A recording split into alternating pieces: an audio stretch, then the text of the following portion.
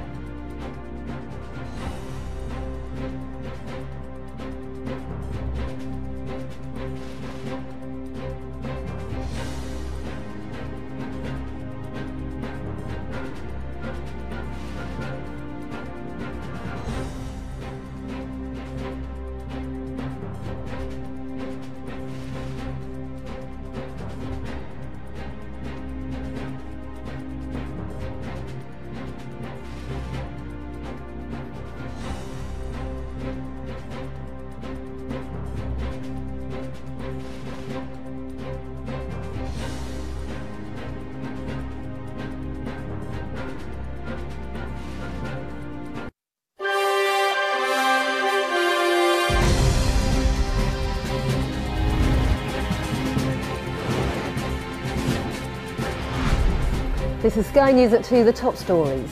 In the last half an hour, Catalonia's sacked president has called on Catalans to peacefully oppose Spain's formal takeover of the region. But in the Spanish capital, people have been marching in support of the central government's hardline approach. In the UK, the Environment Secretary Michael Gove apologises after making a joke about sexual assaults. All of the Royal Navy's submarine crews are to get drugs tested after 9 servicemen on a nuclear submarine are sacked after testing positive. The outgoing head of one of the biggest NHS trusts tells Sky News the health service is facing the toughest money crisis in its history. In sport, Anthony Joshua defends his world heavyweight titles against Carlos Takam in Cardiff. And in the Premier League, Manchester United and Tottenham pushed for a winner at Old Trafford to keep the pressure on Manchester City. Very good afternoon to you. In a message released in the last half an hour, the disputed president of Catalonia has called on people in the region to peacefully oppose Spain's formal takeover. He was speaking for the first time after the government in Madrid took direct control of Catalonia, sacking him and dissolving the region's parliament after its declaration of independence yesterday.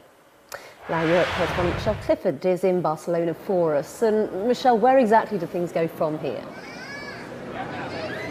Well, his statement called for peaceful opposition to the imposition of direct rule from Madrid, but in appearing in the way he did, he made his position very clear. I am still the president of Catalonia. He condemned Madrid for intervening to take over or attempt to take over the government and to push out the leaders here. He said that it was in direct contrast to the will of the citizens, and he used the phrase of our country. So clearly, in his opinion, using the phrase our country, he is saying that the Declaration of Independence means that there is separation from Spain. He's called for people to be calm, as I say, to peacefully defend what was declared in the Parliament yesterday. He said, we will reiterate the line without violence. He also said, we'll respect the opinions of those who protest against the opinions of the Catalan Parliament, so against the Declaration of Independence. He said we have to have democratic opposition to Article 155. That's the part of the Constitution that allows Madrid to impose direct rule. But he very much was appearing as the Catalan leader, doggedly sticking to his position that we are going to oppose the attempt to take over the government. It isn't even an attempt, it has happened.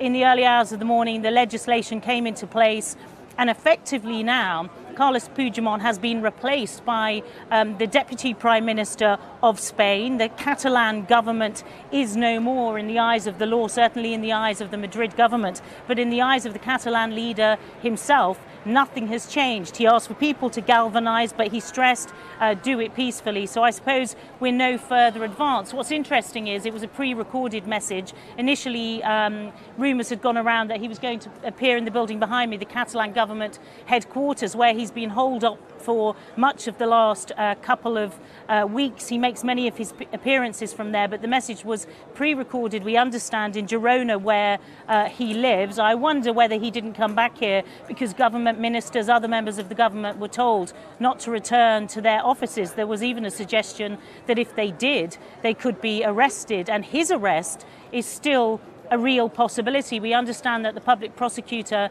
is preparing papers to take to the Supreme Court in Madrid on Monday. The possible charges they're looking at are sedition, rebellion and misuse of public funds. And they're not just levelling those accusations at Carles Puigdemont, but many who are involved in the illegal referendum, as it was deemed by Madrid, and also the Declaration of Independence. So there is still the prospect that he will be arrested, and that raises again real fears of civil unrest in Catalonia. There are still questions about whether the Catalan police, the Mossos, will be obedient to Madrid. Certainly the Mossos today has put out a message on Twitter saying that we are going to act normally, we're working normally to protect the civilians of Catalonia. But if we have a scenario which many have warned will happen, where there's an attempt to arrest Carles Puigdemont, other members of the government, go into government buildings, then many separatists have said that they will mobilise, they'll come out in their thousands, they'll surround the buildings. They say they're not afraid of arrest, they're not afraid of imprisonment. So we could have the potential for clashes between Catalonian citizens and the Catalan police. It is going to be extremely difficult. The message coming from Catalonia today, coming from Carles Puigdemont, is I am still the president, I am still the leader of what he called our country. Michelle, thank you. The Environment Secretary